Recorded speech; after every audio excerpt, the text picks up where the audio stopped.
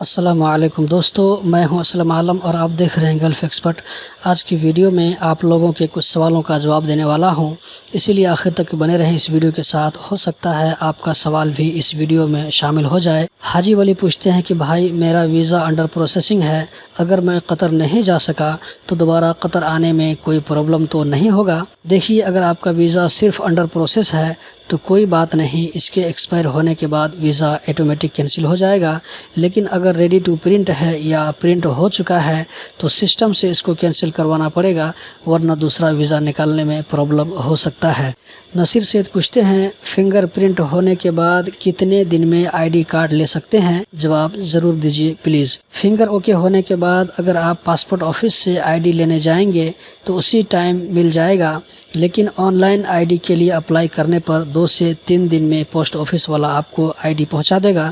صرف شخصی والوں کو direct I D card passport office میں ملتا ہے، کمپنی والوں کو آن لائن کرنے کے لیے بولا جاتا ہے۔ محمد محسن خان پوچھتے ہیں میری کمپنی نے 11 مہینہ تک میرا اقامہ نہیں لگایا، میرا میڈیکل اور فنگر بھی ہو گیا تھا، اس کے بعد میں گھر آ گیا، 6 مہینہ ہو گئے ہیں، بزنس ویزا کے لیے ٹرائی کر رہا ہوں، 3 مرتبہ ریجیکٹ ہو گیا ہے۔ آپ نے یہ نہیں بتایا کہ گھر کیسے گئے، نارمل ایگزٹ میں یا پولیس یا سی آئی ڈی کے تھرو؟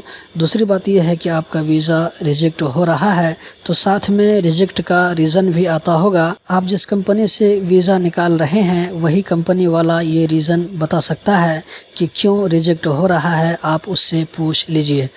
نوشاد احمد پوچھتے ہیں بھائی قطر ویزا سینٹر میں سب کچھ ہو گیا ہے، ویزا پرنٹ بھی کر لیا ہوں، سوال یہ ہے کہ اس ویزا کی کاپی لے کر میں قطر جا سکتا ہوں یا مجھے ویزا اسٹامپنگ کرنا پڑے گا؟ دیکھیے دوستو، ہر ملک کی اپنی اپنی پالیسی ہوتی ہے۔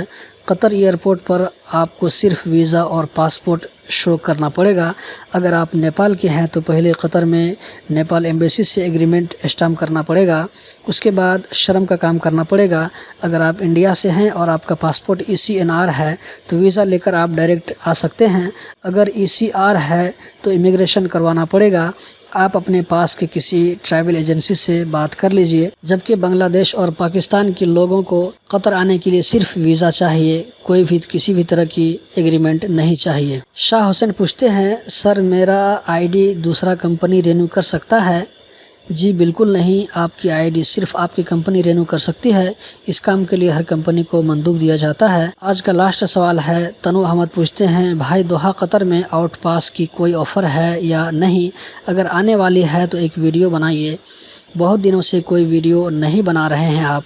جی ابھی آؤٹ پاس کا کوئی آفر نہیں ہے، ایسا نیوز پیپر میں بھی نہیں دکھائی دیا ہے، اگر آئے گا تو ضرور بتاؤں گا۔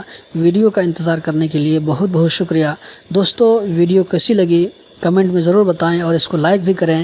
اسی طرح کی انفارمیٹیو ویڈیو دیکھتے رہنے کے لیے چینل کو سبسکرائب کریں۔ آپ لوگوں کے قیمتی وقت کا بہت بہت شکریہ۔